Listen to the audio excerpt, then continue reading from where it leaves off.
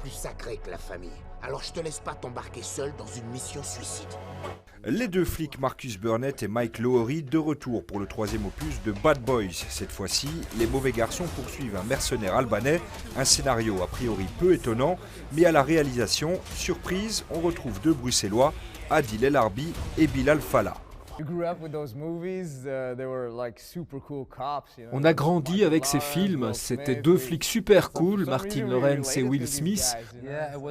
On était connectés à ces deux gars, j'étais un grand fan, et les voir ensemble, c'était magique. Être des policiers comme eux, c'est cool. Tout le monde voudrait être des policiers comme eux. Cette interview a été fournie par le distributeur. Dorénavant, Hollywood contrôle la communication. On est loin de l'ambiance détendue lorsque nous les avions rencontrés en 2015 pour l'avant-première du film Black sur les bandes urbaines. Ils s'expliquaient sur l'objectif du film.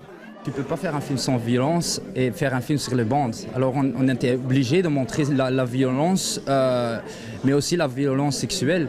Sinon, c'était un peu hypocrite de montrer la violence, mais pas l'autre violence. Élu bruxelaire de l'année pour Black et leur mise en avant des jeunes talents et de la ville, une ville qui est leur terrain de jeu, retour en 2013, bonnet sur la tête et cheveux courts, dans les rues de Molenbeek pour leur film Images. On voulait que Bruxelles soit un peu un personnage aussi dans ce film et je trouve que Bruxelles n'a pas encore été assez exploité dans le cinéma et ce qui est bien pour nous, comme ça on peut être l'un des premiers ensemble aussi avec Nabil Benyadir et tout ça. Des jeunes Molenbeekois à Will Smith, de Bruxelles à Hollywood.